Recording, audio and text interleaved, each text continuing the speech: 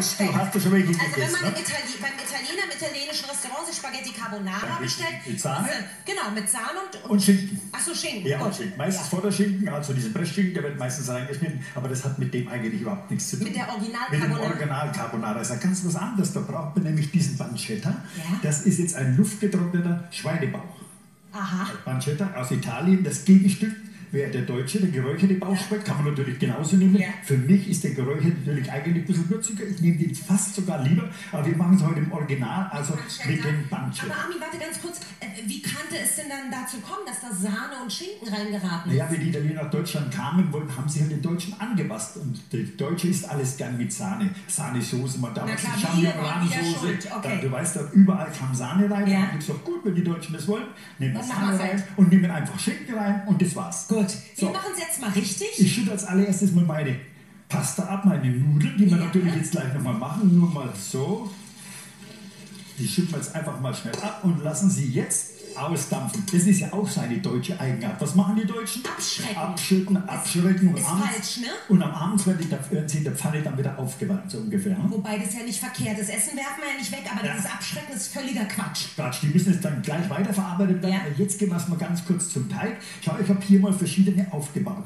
Semola di Grano Duro, das ist einfach das italienische Mehl, das Nudelmehl. Daraus werden die hergestellt. Du siehst also auch Eiermengen, verschiedene. Das war so, man sagt ja auch immer, die Italiener, die machen keine Eiernudeln. Völliger Quatsch. Schau mal her, Italiener machen ihre Nudeln nach dem Geldbeutel. Ja. Also wer früher oder wer reich war in Italien, der hat die Nudeln nur mit Eiern gemacht. Ja. Da kein Wasser und da kam nichts rein, nur mit Eiern. Ja. Dann das Semola di Grano Duro, also das doppelgriffige Mehl, Ja. etwas Hartweizengrieß, etwas Öl und daraus wird die Pasta hergestellt. Okay. Die armen Leute, die kein Geld hatten, haben nur das Mehl genommen, Öl und Wasser. Okay. So, und jetzt kommt die deutsche Version.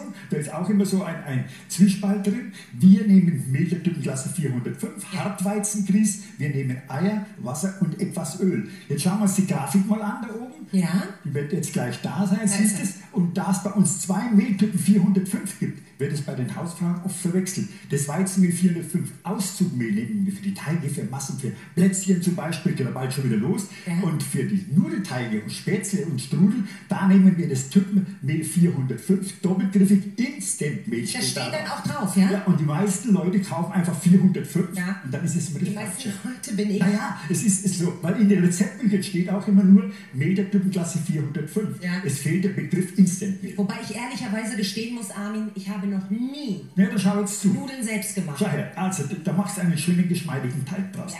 Den habe ich also gemacht. Der Nudelteig ist fertig, wenn er dann nicht mehr klebt. Wenn du ihn so mit der Hand schön verarbeiten kannst, am besten Tag vorher im Kühlschrank Sieht legen, gut aus. dass sich der Kleber entspannt, im nächsten Tag hauchdünn ausrollen. Siehst du es? Kurz antrocknen lassen.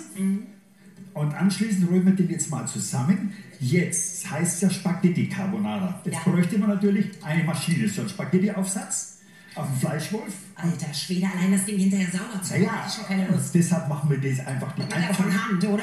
mit der Hand. Schau, Ja, schau. mag ich eher am liebsten. Und das schneiden wir das ganz fein und Ja. dann schaut es nachher auch aus wie Spaghetti. Und jede Das ist Nudel ist ein Unikat. ein Unikat. Und schau her.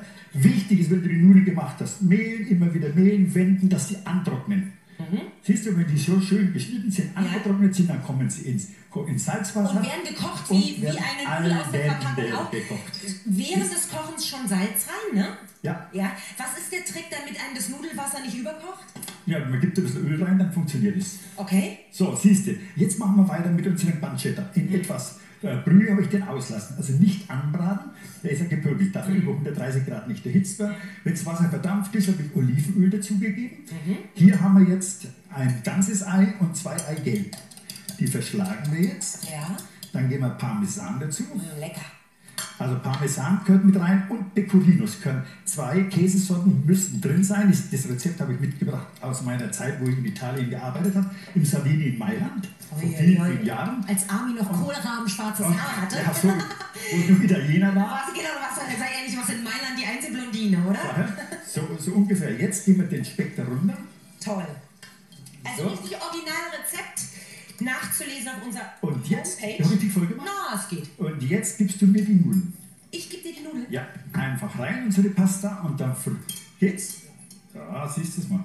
Und jetzt verrühren wir das Ganze und dann ist Carbonara. Ja, so wird das nämlich gemacht, nicht so Hast wie du bei gesehen? Zitronenkern war noch nicht drin. so wie bei uns, dass du die Nudeln auf den Teller machst und dann mit dem Soßentopf kommst und die Soße extra, sondern in einer Schüssel. In einer Schüssel und jetzt kann man das so Schön. am Tisch stellen, jeder kann sich rausnehmen. Ich hätte oder auf ein den bisschen Teller mehr anrichten. Soße gemacht. Das ist ein bisschen trocken. Naja, also wenn du jetzt die Kalorien anschaust, pass mal auf. Ach, Ich würde komm. sagen, wir schauen mal hoch. Carbonara machen und dann von Kalorien reden. 810 Kilokalorien, stell dir mal vor, du isst die falschen Carbonara mit Sahne, dann bist du bei 1500. Da kannst du erstmal 3 Stunden rennen gehen. Ja. Ja. Gut. Ja, also, Lecker. aber jetzt sind sie Riecht fertig, gut, die sieht sollen toll aus. so leicht cremig sein, am Schluss werden sie noch mit Salz und Pfeffer gewürzt und dann ist die Carbonara fertig. Sehr, sehr gut. Also,